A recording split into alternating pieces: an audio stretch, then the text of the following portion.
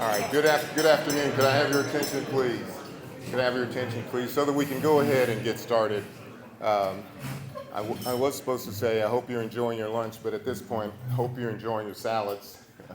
We haven't gotten very much food just yet, but on behalf of the Texas Business Hall of Fame, I would like to extend a warm welcome to each and every one of you, and especially to those who've traveled from long distances to get here for the first in our three-part Entrepreneurial X-Factor series. My name is David Huntley, and I'm the chairman of the Texas Business Hall of Fame. Before we kick off this series with two incredible Texas Business Hall of Fame legends, who you will hear from very shortly, the goal of today's conversation is aligned with our broader mission: to allow business leaders gathered in this room today to gain intimate knowledge about how business leaders tick, what motivates them to do better, and what keeps them in the game.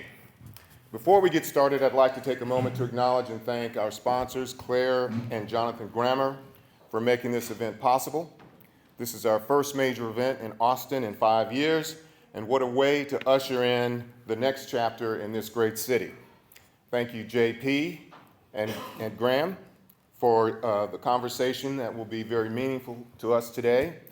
And I would also like to thank the 2023 MC and Texas legend in his own right, Dan Goodgame, the editor-in-chief of Texas Monthly, to introduce our speakers. Dan, thank you for being here and for Texas Monthly's incredible partnership in helping us tell the story of so many extraordinary Texas business leaders. Dan?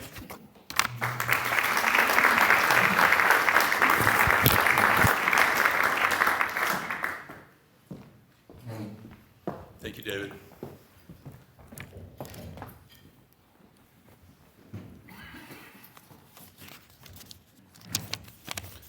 On behalf of Texas Monthly, I'm very proud to partner with the Texas Business Hall of Fame to promote events like this one. Welcome everyone to this first of 3 discussions in a series.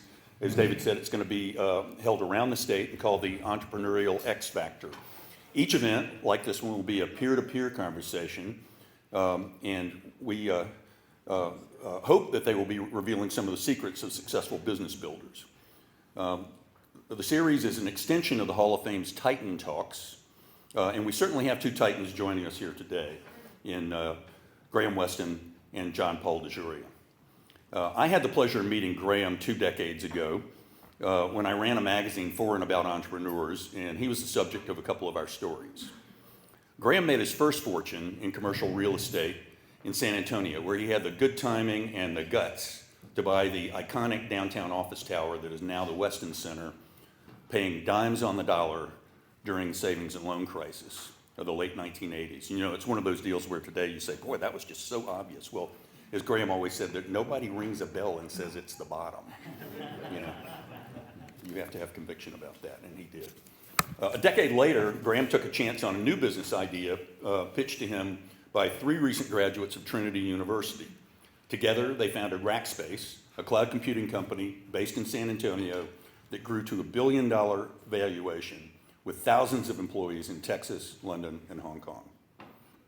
Since he sold his stake in Rackspace and stepped down as chairman of that company, Graham is focused on commercial, residential, and educational development in the urban core of San Antonio. He's partnered with institutions including the city government, Frost Bank, and the University of Texas at San Antonio. He's co-founder of Geekdom, a collaborative workspace and startup accelerator in San Antonio, as well as the 80/20 Charitable Foundation. He was inducted into the Texas Business Hall of Fame in 2019. Now, Graham today will be in conversation with, have y'all ever noticed this? No one interviews anyone anymore. They're always in conversation with. So he'll be in conversation with John Paul, who rose from adversity to become a renowned entrepreneur and philanthropist.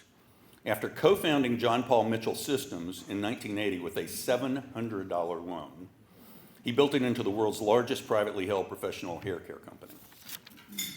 In 1989, he co-founded the hugely successful Patron Spirits company, which he sold to Bacardi for $5 billion, that's with a B, billion dollars.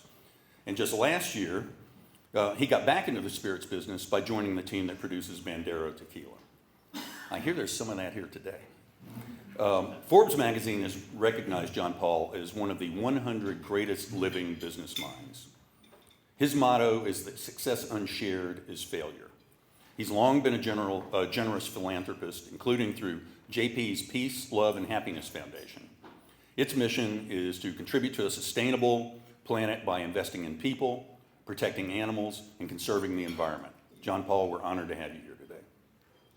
After Graham's conversation with John Paul, we'll have time for audience questions. Graham, I will turn the mic over to you now and look forward to what promises to be an interesting conversation.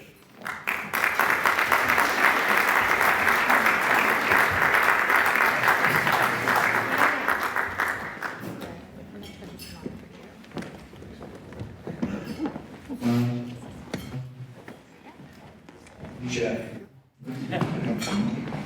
JP, great to be with you. Thank you. So, JP, as Dan Goodgame said, you are known, you have a great human story, a rags to riches story, having slept in your car, been homeless, sold encyclopedias door to door, and hair products door to door. Is that true? And tequila. And tequila. Oh, that's, I won't tell the TABC. So, but I think that this is a business audience, and we only have 30 minutes. Right. And so what I want to talk about is not your personal stuff, but rather your business secrets, because I think that many of the audience may know that you're a great salesman, but I see you as a great marketing strategist, because there's something you did in entering the hair care products business in a very different way. I mean, that has to be one of the toughest consumer products in the world. There's so many choice, the biggest companies, strongest, richest companies marketing into the space already. How did you find a hole to enter in that market? Today, the largest company of your kind in the hair products business. We do. Yeah, it wasn't easy, but America still works. I'll give that message to everybody. America really still works. When you hear some of the bullshit going on television, on the news, don't pay attention to it. America really does work. It's just political stuff, and both sides aren't 100% correct. So America works. How does this work here? Let's take Paul Mitchell. I worked for other companies, wanted to start my own company. So a pal of mine was a top hairdresser. I was in marketing and sales myself in the industry. And my partner, Paul Mitchell, one of the greatest universal hairdressers and educators in the world, didn't do business. I didn't do hair. But he and his girlfriend together as a team were just known everywhere as some of the best educators. So we said as good buddies, let's start a business. You take 30%, I'll take 30%, and we'll give 40% to the person that contributes the money. A friend of mine with Citicorp got a hold of this fellow from Jersey, the tax-free little haven between France and England, and he came up with $500,000. We had to have in 1980, it's like $2 million today, $500,000 to start the company. Well, I stopped everything I was doing. My relationship wasn't going that good. Left all the money there, left the house with the wife and the child, and I took the used car down the street because money was coming in that day. It never arrived. Now, I want to make a point to you guys right now about the money part for all entrepreneurs. It never arrived. Why it never arrived, and how you compare that today. They got a hold of me that night. They found me. And they said, JP, you got to call Mr. Dick Holthouse up immediately. He's got bad news for you. He said, JP, the reason the man changed his mind was because inflation, this is 1980 now, inflation in the United States was 12.5%, unemployment 10.5%, interest rates, if you could get a loan, 17% was prime rate, best interest rate you could ever get. And we waited in the line for gasoline and our house just for so many rides. Terrible time. The guy said he changed his mind. So there we are. I'm out of money. My partner flew over from Hawaii with his girlfriend, Jean, and he wanted some money too. He was a little older than me. There was no money. So I said to Paul, we got everything set up. I've got 30-day credit lined up with our filler, our bottle man, and everything else. And, you know, we have no money, no marketing, no advertising. But I think we could do, because we got a darn good, different idea in a product that we want to market. How do we market it with no money? Anyways, Paul could come up with $350. I had $200 in my pocket, and I needed my $350, and I needed to live. I was too proud to tell my mom, who lived in LA at the time with me, not in my house though, Mom, I'm down and out, can I have my old room back? It's been waiting for me, and will you cook for me for the next month or two till I get on my feet? I was too proud to even tell her, just too proud. So I went by and said, Mom, can I borrow $350 from you, please? And she said, why? You make good money. I said, Mom, it's a new business I'm starting. I'll give you the money back in a month. Okay. Well, want to sit down for lunch? Sure did. Ate everything on the table. Anyway, so we started that way. Now, how in the world do you start a company with that little money and with no marketing? How do you come up with marketing? So what we did was this. One, that's all we had. I had 30 days for the bottle guy, 30 days for the silk screener, 30 days for the filler, plus no distribution to sell it. But it was already lined up for 100,000 bottles to be run. Anyways, we had a unique idea. Instead of 2 shampoos at the back basin, we picked hairdressers because I was in the industry and he was the top hairdresser. His name was Paul Mitchell. The company is John Paul Mitchell Systems, the two of us together. Let's use your name, Paul, because we just want to be in the hairdressing industry, period, and sell to them. And they're not really selling things in between visits. Let's show them how to do it. But we had a unique idea in a product. In marketing, you had 2 shampoos in the back basin. That took time and money. We came up with a shampoo that you only needed once, not twice. Also, hairdressers of the day, and today mostly, put a conditioner in your hair, leave you at the back basin for 10 or 15 minutes, and then rinse it or shampoo it out of your hair. We came up with a leave-in conditioner that will condition your hair and your skin and have no buildup on it whatsoever, and act as kind of a pomade at the same time, save them time and money. And we would actually take the bottle, let's say this was the bottle of shampoo, of conditioner, and we would put it in someone's hand, maybe the size of a nickel or so, and here's how we sold it. Here's our marketing campaign.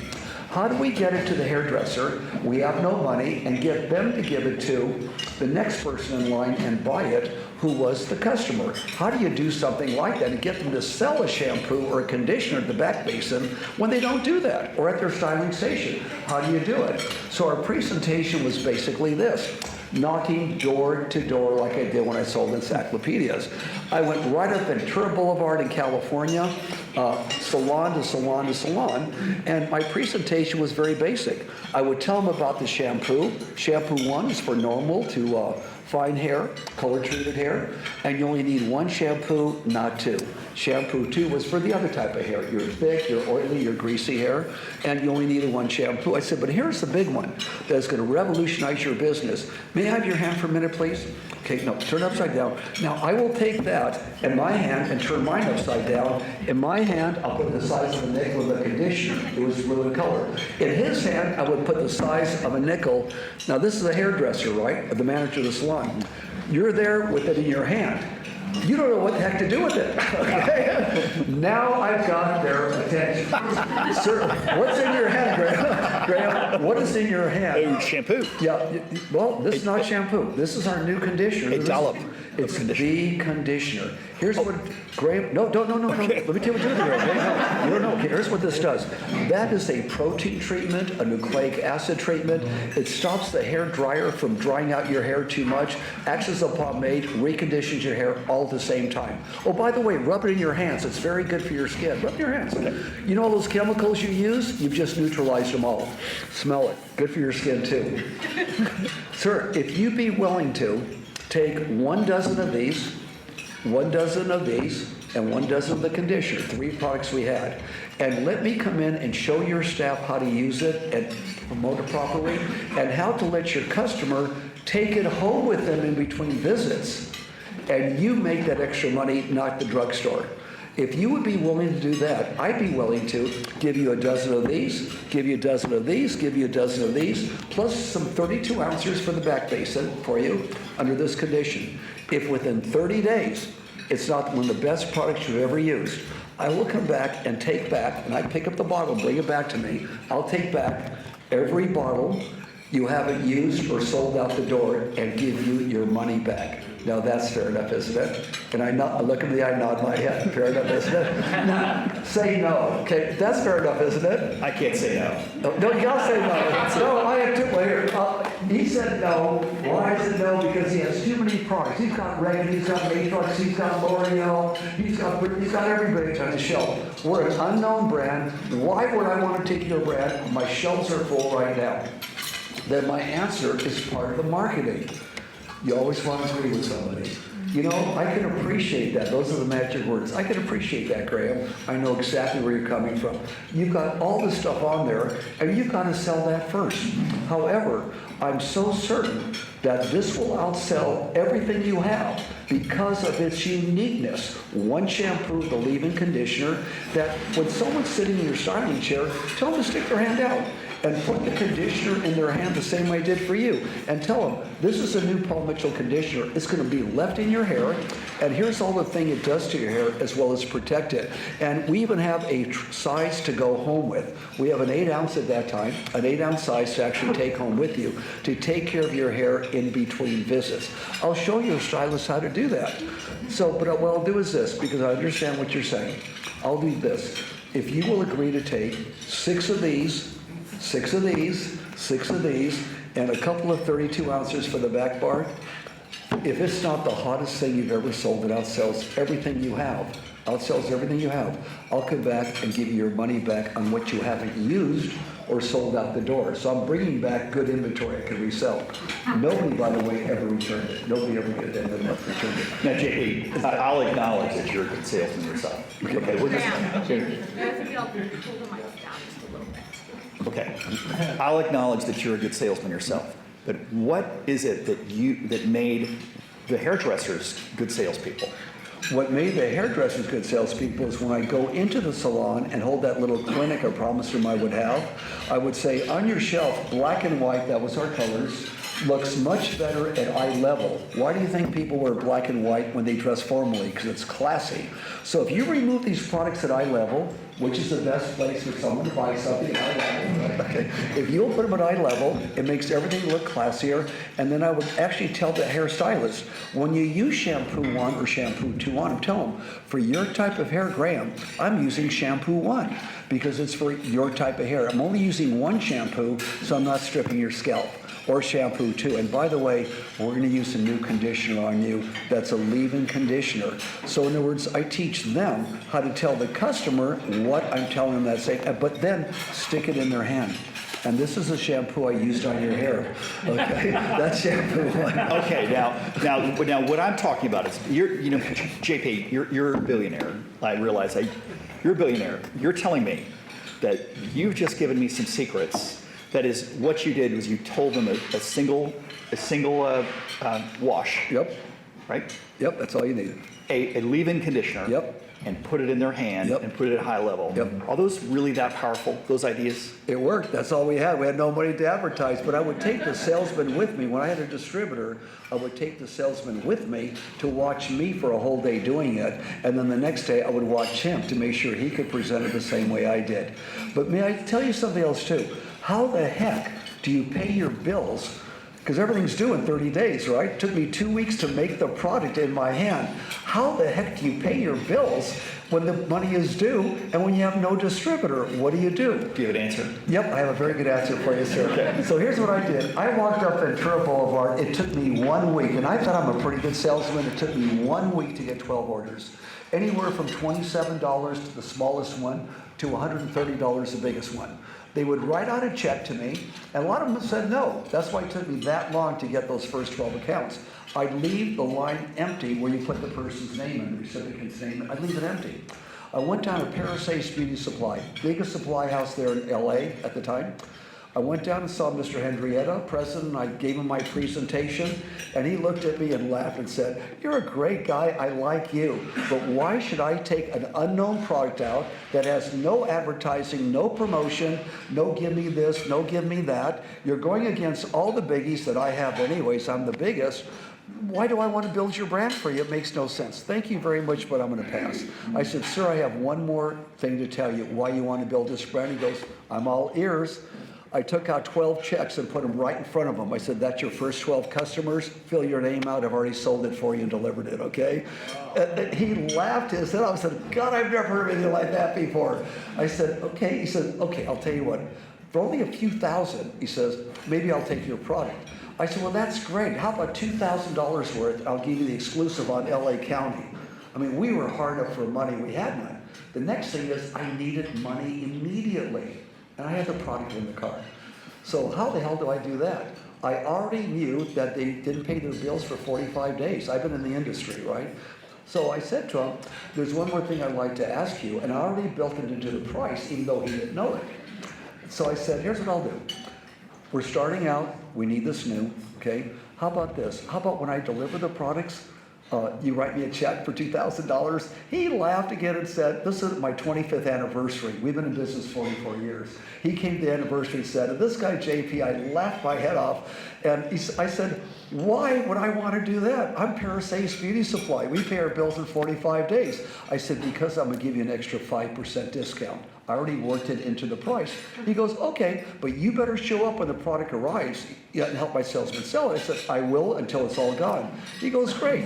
5 minutes later, he said, my warehouse man calls me from the back dock and says, there's some guy here unloading on the back dock and he wants a check for $2,000. He said, he was just in my office here. He came out, he laughed, and that's how we got started. And immediately I went there, worked with their salesman, got in the field. But the marketing continued the same way. When we finally got money for advertising and promotion, my entire sales force did the same thing I did in the beginning. Go out there with what marketing material you had, you could put an image in their mind, opposed to the banners, the flyers, the advertising, and everything else. We still continue that today, but that's how we got it going to be able to pay our bills. I love those stories because to me, great marketing, the great marketing departments give the salespeople the words and the ideas to sell, right? To basically say, look, do these things. That to me is the marketing. Yep. And the salesperson is the one delivering it in the last 3 feet of the sale. That's correct. And also you were selling exclusively, you were selling your products to hairdressers, not to the grocery stores. That we do. By the way, we stuck by that. I've been offered more money for Paul Mitchell than anyone has ever been offered in the professional beauty industry. My answer is no. That is one thing that will never be sold. I put in a 360-year trust, okay? And I'm the majority shareholder of the company, but it'll never be sold. But what I did was, industries change. And I promised hairdressers I would always keep in the professional beauty industry. So what happens? All of a sudden, we have COVID, right? Salons are shut in many states for 3 months. They're going out of business. Amazon was after us for 2 years to go on Amazon, and we said no. We finally struck a bargain. If they would eliminate off their website every single one of the 2,000 people that were selling Paul Mitchell, a lot of it was counterfeit, old, or black market, they would eliminate them all, only put us on or anyone that we said was okay to put on there, then we'll go with you. However, under another condition, we want to stay in the professional beauty industry. So a big percentage, double digit, of all of our profits, we knew every zip code Amazon sold to, where it was sold, and we gave that money to the local salon. And is it true? So we stayed in the industry. We all stayed in the industry. When the hairdresser today takes a moment at the end of your haircut to sell your product, really that idea was popularized by you. We did that, exactly. That was a new idea. Today it's Brand new. today it happens. We do it. And you still have a stranglehold on that market. Yep. That's the hairdressers around across the country. Yep, we're the largest. And you taught them how to make money between haircuts, That is correct. transforming their lives. Yeah. Now, no one would think that you would go from shampoo to tequila. Yep. You did something very special in tequila. That we First of did. all, let me tell everyone here. Okay. You sold Patron Tequila for $5.1 billion. It's That very was public. Italian, correct. And what I love the most about it, you still own 70% of the company. No, I own 70%. You still, that is, you, at the time you sold it to Bacardi. Yep. You still own 70%. That is of it. correct. A lot of companies today will raise so much money that they'll end up with not much ownership, but you still own 70%. Oh, no, I'm sorry, no. Bacardi owned 30%, I own 70%. So when it was sold, I sold them my 70. You're 70. That is correct. The only thing I did sell them was this, but we'll talk about that in a minute. Absolutely. Absolutely. what secret did you bring to the tequila business that you had learned from Paul Mitchell? Okay, you're gonna love this. Exactly what I did with Paul Mitchell. We made our tequila. Patron was the first ultra premium tequila ever to hit the United States, okay? And we wanted to get a distributor. At that time, the average tequila sold for about $5 a bottle. This was 1989, by the way. Ours had to sell for $37 a bottle because it was so expensive to make. Very expensive to make. Nobody would take us on. We could not get one distributor to take us on, no matter what I said, no matter what we did. So I did what I did at Paul Mitchell. First thing I did was I went into Spago's, which was the #1 restaurant in Hollywood at the time. And I talked to Wolfgang Puck, who's my friend. I let him taste Patron. He said, JP, this is really good. I'm going to carry it. Martin, my partner at that time, went into Baja Cantina and did the same thing. Nobody would take us, so we went to a wine place that only sold wine, and we said, look, would you like to be our distributor? Just like Paul Mitchell, $2,000, you can have all of LA County. Would you distribute? He goes, well, I don't know, we only distribute wine. We said, however, what if we could get you Spago's has an account? And also Baja Cantina. Oh yeah, that'd be great. Well, we'll promise you that along with it, and I'll come back and work with your salesman every single day till it's sold. Bingo! Yay! We got them. We dropped them after 1 year. They only sold a little over 1,000 cases that 1 year. We knew we could do a lot better. Now this next part is extremely interesting for new people or existing people to pay attention to, okay? We went with a biggie, Jim B, big company. We would give them a piece of the action and they would go to all their distributors, Southern Wines and Spirits, Charmers, all theirs they would sell it to. So we gave it to them, did everything we could. After a couple of years, we sat down with them. They were only selling 12,000 cases a year. We thought we could do maybe 50,000 cases a year, which would be a whole lot. They were honest with us and said, JP, let's tell you the truth, okay? You have the best tequila in the world, but it's too expensive. You'll never do more than 20,000 cases a year. It's good, but that'll be what you'll do because it's just too expensive. We dropped them and took it on Seagram's. Seagram's built it up over 3 years to 70,000 cases a year. We knew we could do better. We took them to court and bought them out of their agreement with us and took over. To make a very long story short, that brand that was too expensive, that will never go over 20,000 cases maximum per year. When I sold Patron, we were doing 3.5 million cases a year. Unheard of in the industry. In fact, the closest company to us today, I think, is doing about 900,000. JP, back when you started it though, Yeah. tequila was mixed in margaritas. Ours you could just sip. Sipping it, Yeah, is that your magic? Exactly, that was the magic. Why is that so different? Well, when you're mixing it or when you're taking shots, what do people do? Lick the salt, take the shot, and squeeze the lime. That's to get rid of the burn at the back of your throat. We developed one so smooth that, I'll tell you about Bandero, it's one of the high points of it, where you had less of a burn at the back of the throat and you still had that taste. And it was sipping. We could sit back and sip it. It wasn't too harsh. And all of a sudden, it caught on to a sipping tequila. Pretty soon, it started that you could take this and add some lime to it, a little cherry juice, you have a little something different. Then we started mixing into cocktails, and you could tell the difference in the cocktail when you had Patron or you had a regular tequila in it. Plus, it was a little better for your body. So I love this idea. Once again, you found something very different. Yep. To say to your customer. Yep. It says, this is tequila that's not designed to drink fast as a shot or to mix with margaritas to Treat yourself.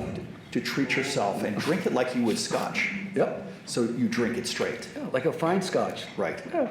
So it's not even like vodka, which Nope. you're mixing. Correct. So again, it seems to say these words, to say it's something that you drink straight, you sip it. It's a premium product that you drink straight. Correct. This seems like just words today. Yeah.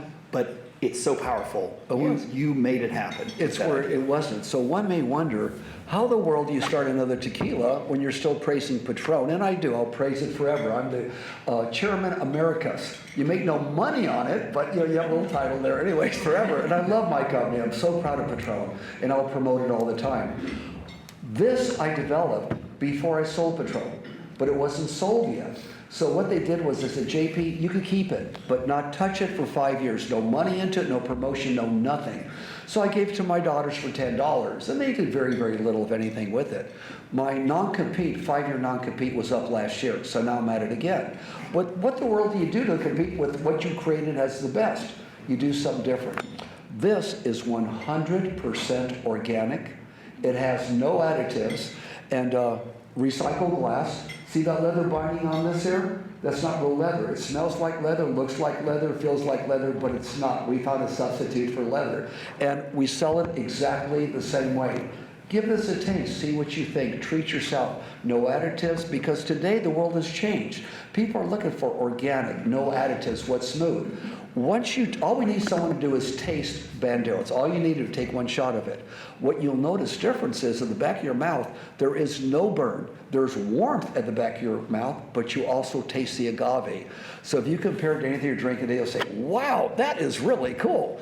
Also price-wise, we understood at Paul Mitchell that we'd have the right price. We couldn't have a L'Oreal price or one of those other prices. Everyone's got to be able to afford something really good. This is not an $80 or $90 tequila, which it should be. It's $49.95. So we priced it to be right there, priced with some of the others that are premium tequilas, but in that price level instead of going really high, so everyone could afford it. So George Clooney copied you. Yep, they sure did. Even George Strait copied you. Yep, and so did Matthew McConaughey and Sheets Fair and all kinds of people. A lot of people kind of, and I wish them all well. God, I wish them well. You're a very generous man. Oh, well, very generous. they're all good people.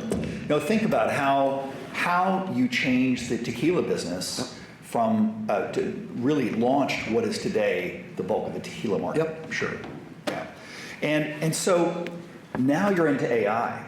What is that about? Now, is it true that you don't even do email? I don't do email. I don't even have a computer. All my companies do, my secretary's assistants do, but I don't. All my friends do. So here's why. If I did have email, for example, I'd be so inundated with all the things that I do right now. I'd be inundated. I'd be on it all day long. We'll believe you. We'll believe you. Exactly. So, but tell us what can you bring to that? Exactly. This is an AI business. Exactly. That has to do with returned merchandise. Got it. Simplicity and filling a need in the marketplace. About 8 years ago, I invested money in a company called Renew Logics here in Austin, where they took all the junk that people had from electronics that they would put in a garage, because you can't just dump in the landfill. It's hazardous, right? They don't know what the world to do with it. They ship it to China. Just how do we get rid of all this stuff? So Renew Logics would take it all in, disassemble everything, keep the parts that are valuable, and sell those, and the rest get rid of in an ecological way. So it's like saving the world at the same time helping people get rid of all their junk, right? While we're doing this, we also got into, let's call it redistribution of products that are returned. Where like some of the big retailers would return a lot of products. And we would buy from them at an unbelievable discount, sell it to another warehouse that was a little smaller at another discount, and they would sell it to someone else who would finally get to the consumer at the other end. So I met with Gary Stevens, a brilliant guy who was one of my partners with it, about 3 years ago. And we said, you know what? We're buying from the retailers or manufacturers that are overstocked. And they sell it here, they sell it here, we sell it there. You're going through all these steps. Can we come up with something that you go from the retailer or the manufacturer with their return goods, and instead of losing money, I'll give you an example, this is fact, okay? People like, let's take Home Depot, people like that, lose a few $100 million a year on returns, because when they get the return, they can't sell it. And they're perfectly in good shape, right? So they have to sell at an unbelievable discount to this guy over here, because he's got a discount to all the rest. So they lose money. Okay, so it's a waste. So how can we find a way where we can get these people here, the retailer or the manufacturer, to sell it directly to the end customer, who we had them anyways on the log? We put that program together. It took me a few $1 million and several years to put it together, and all of a sudden we did it. And the company, by the way, is called Vendidit. So if something goes wrong, you can blame it on Van. Van did it, right? Vendidit means in Latin to sell, to get something across to sell. Vendidit. So we said, you know what, this should go really, really well, but how are we going to let the world know about it? So going back to Paul Mitchell, going back to Patron, we have to let people know as quick as we can, because with no distribution, to spend all that money on advertising, it makes absolutely no sense. So this was in January, by the way. This went really fast. So in January, they had asked me several months prior to be the keynote speaker at the big convention in Las Vegas in January for communications and renewing everything. So I was the keynote speaker with the condition they would let me speak about this for 5 or 10 minutes, that's all. Because we have the answer from A to Z immediately, and everyone makes money doing this. Anyways, during the presentation, I'm telling you exactly what I'm telling you right now. People were really surprised because they had AI or whatever technical information they needed and all these different things, but nobody had it from here to there. And they were amazed that we put it together. So we had a whole line of people waiting for it. Now, how do you sell something they never used before? Our marketing campaign was, it's free. It's yours. You got it free. We'll give your whole system free. It's free. How do we make money? When it goes to the end user, they will pay for it by their credit card. Immediately, the company gets their money and we get our commission on it. That's when we make our money. So they've never heard of anything like this before. We took something that was waste and made it extremely profitable for them. Our marketing was, here's what we do, period. And me basically telling everybody about it. Anyways, we were inundated. I think in the first month we had $350 million already on our books. This is just from customers, which we make a percentage off of. And we right now have, I think, about 5 months worth of just following up on people. We have some of the biggest companies in the United States of America, and one of them worldwide, that wants our system. My money's on you, JP. Okay. You know, we promised everyone they could get back to work. Everyone needs to get back to work, so we have to finish on time. Okay. So in a moment, we're going to take some questions. Meredith, what is our timing? Here you are. If you want one more question, Okay. then we'll turn it over, and you can just call on people. Okay. I'll go one more question, and we'll turn it over. Okay. You're a Texan by choice. By choice, 24 years ago. Why are you here? You had a beautiful home in Malibu. Yeah, we you had that is you hobnobbed with the rich and famous out there, and yet you moved here to humble Austin, Texas. Yeah. What happened? And by the way, I'm going to throw in there with the rich and famous. There were a few people like Clint Eastwood, for example, or Roger Daltrey of The Who. These were friends of mine before I ever made it. They were guys that let me to their concerts or Clint into his movies free. They were just buddies, right? So, but these were friends of mine. Why did we move here? We had a 2.5-year-old son. I bought a house here for my wife because her mom lived just north of here. Lived to be 102 years old, by the way. She wanted to be closer to her mom. So I bought her a place here. We were doing good. I bought a place. But then 3 years later, we're at home with our youngest son, 2.5 years old, John Anthony. And we had a nanny. And that nanny spoke Spanish all the time to him, barely spoke English. We wanted him to grow up with 2 languages. So it was one Saturday afternoon. She took him down to Bamboo Restaurant in Malibu, like the in place, waited in line like everybody else for lunch. They spotted him the same way they do with Mel Gibson's kids or Prince Brosnan's kids. Brought my kid, little 2.5-year-old boy, and a nanny, barely spoke English, to the front of the line and gave him one of the best tables. We found out about it and we said, we're not going to raise a kid like this. We're going to spoil him and run. Where are we going to move? My wife was from Texas. I lived here in 1971 for about a year. We looked the world over and we said, let's check out Austin as a permanent place to raise our kid, at least while he's in school. And we found Austin had great schools, great comfort, great policies, great taxes, by the way, okay? But it wasn't the money deal at all. It was all about where we could raise our son and where we could be happy. Well, as it turned out, he went to one of the best schools here. He went to one of the best high schools here that the world loves, St. Stephen's, and we stayed here. He graduated 10 years ago from school, and we stayed here because we love Austin, Texas. It has everything we possibly want, and it's smack in the center of the United States. I could fly anywhere within 3 hours, and even Europe is only 7.5 hours for me to fly to from here. Well, we love Austin. We are proud to have you here in Austin. We love it. Proud to have you as a legend, part of the Texas Business Hall of Fame. Let's take some questions and we'll adjourn. Questions, comments, or even criticisms? We'll take it all. Yes, First sir. of all, I have $49.95 with me. I don't know whether or not we can do a deal. I gave him that bottle. This was a gift. This was a I gave gift. that to him. But we're now getting all the specs and all the twin liquors are now getting in there. The My question, John Paul, is this: the word retirement never enters into your equation. Oh, absolutely not. You're still going into business. Yep, and I'll do that till about I'm 125 years old. That's amazing. Yeah. I'm also in the medical field, by the way, stem cell research, all that stuff.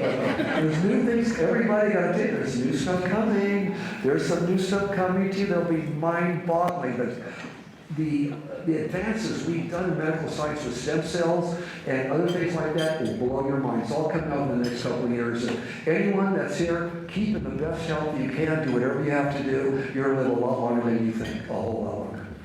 So you're still open to hearing about great ideas. Oh, right now I have 5 new companies that I'm involved with. We just told you one of them, the IAC company.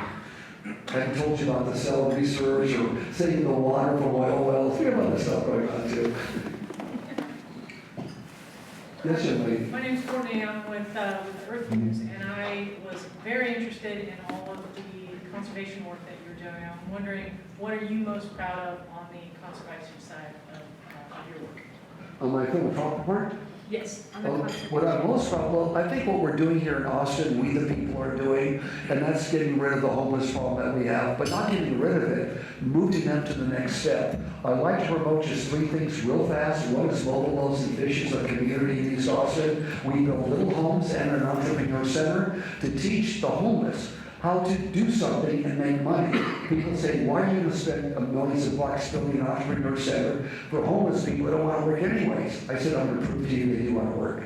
Within 18 months, they sold over about $200,000 worth of merchandise to get to keep all the money. And also we have for the people that have mental problems, we have something called TOOF, the Other One's Foundation for mentally disturbed people. We built them immediately 50 homes. There's going to be another 150 built for them. It's right there at 183 and 71. And we give them all the guidance, counseling they need. And we even have an employment counselor there that half of them can work. It's just certain jobs they can't get. We give them jobs. We take care of them. And the other one that I'm doing, the Salvation Army, is for families. We have here in Austin, East Austin, through the Salvation Army. The whole family can come. We put them in beautiful 2-bedroom apartments with beautiful ones. One level would knock your socks off how nice they are. Kids are educated during the day, mom's taken care of, and we work with the family to get them relocated or into a job and get them on their own feet. I think we average getting everybody on their own feet within 6 months. Very, very proud of. We the people are doing it, of course, and for Patriot Hall, for all the veterans that don't have anything to do with it. They need a place to hang out with. We're doing that too. In other words, it's people helping people. Success unshared is failure. And I will tell you in your life, the greatest high you will ever get is when you do something for somebody else and ask absolutely nothing in return. You get higher than you'll ever get in your life. And I'm a child of the 60s. There's nothing you can smoke today that will get you that high without someone else out asking nothing in return. Another question. Yes, sir. Was there ever a time that you failed at something, and what did you learn from that? Oh, boy, you better believe it. Well, let's just start with Paul Mitchell, okay? Bing, bing, bing, bing. I probably called on 200 salons and only understood 12 of them, okay? But I learned how to make my presentation a little bit sharper and what they weren't paying attention to. However, I started other businesses along the way other than just Patron. Didn't go anywhere. One was rebuilding, okay, telephones, where instead of 10 cents a call, you pay 2 cents a call. That's what we used to have total calls in the United States, and that didn't work at all. I knew nothing about the business, invested in it, and wrong people, wrong everything, and that went down the tubes. And there were a couple other examples like that that I invested in. They went nowhere, but what I learned from it is this. One, if you're going to invest in something, know it inside and out. Even though you may not be able to do it, know something about the business and watch it. Don't trust people. Today, because I'm so diversified, I have one of the best home offices ever in the world. And it's here in Austin, Texas, where I have a home office that takes care of all these things and the people do all the due diligence for me. In fact, my executive director and partner, Kevin, is here. Kevin, raise your hand. Home office #1 guy. He runs a whole group of people here. That's what I learned, Sir Was. You got to learn that if you're into something, check on it. Don't take everyone else's word for it. Say some kind of a checking system and know a little bit more about it. Go around asking people that are in the business and get their opinion, not just your own, sir. Yes, Meredith. I'm still a student here, but what do you think about the future of Austin for entrepreneurs and starting businesses compared to cities like San Francisco? I'm sorry, I missed the first part, a little louder. What do you think about the future of Austin, for example? Oh, okay, got it. I got the whole thing, okay. I think Austin has one of the best futures in the world for entrepreneurship. In fact, Paul Mitchell, now I'm moving from California here. It's more of an opportunity. Elon Musk found the opportunity here, and all these new businesses that I'm starting, and I haven't even been able to tell you all about it, we don't have the time, okay? They're all Austin-based. I think it's one of the greatest places for entrepreneurship. You can learn from one another, and people are open to things here. They're open to things. They really, really are. It's a great place to start business, and people are thinking more and more that Texas is a great place. When a few of these big companies move there, they say, wow, there's something about Texas. So it adds more credibility to an entrepreneur that doesn't have the credibility behind him. I'm a Texan. Also, Texas, Austin is one of the top places in the entire United States for a new corporate headquarters. And you're a Californian. I'm sure you loved California. You lived in Malibu in a beautiful house. What ultimately is driving all these companies to Texas? Well, number one, if they talk to me, I'd say I can choose between the two. I choose Texas, period, okay? I think what it is a combination of things. One, we're business friendly here. California politics are not business friendly at all. That's why we're getting out of there. Not business friendly at all. And of course, obviously, one of the highest taxes in the world. And they give you less for what you're spending there. So we don't have any of that here in Texas. You know, one, we're very lucky to have basically no income tax here in Texas, and a government that's friendly to business, opposed to one that's so far to the left, they'd rather kill a business to, let's say, give somebody that's not working money or something. Now, does this work? You better believe it. If you go to the two biggest cities in California, they're a disaster. San Francisco, Los Angeles, oh my God. But look at their politics. Disaster. Let me ask you one more question. Is it true that you invented big hair? Yeah, we did. There's very few people here old enough to remember the 1980s, okay? I do, but if anyone was a little child in the 1980s, we had big hair, all the rock stars had hair going out everywhere. We invented something called freeze and shine hairspray.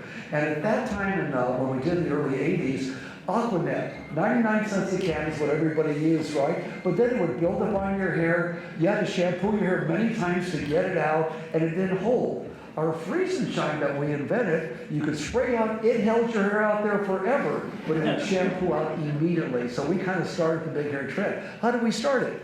Once Paul Mitchell went around and did education, we ended up with about 800 part-time hairdressers working for us doing shows. We came up with a new hairstyle, we would show them, they would show their customer, all of a sudden it became a trend. JP, I can see why you're a Texas legend.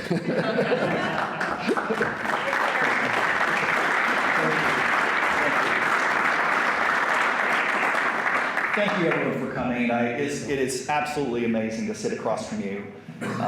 One of the best salesmen I think I've ever met. And also I just love these little ideas that ultimately are persuasive. You're handing them to your customers to use in their business. Yep.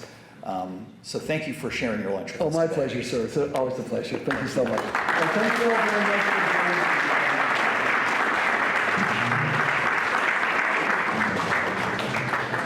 If you were supposed to say something about turkey.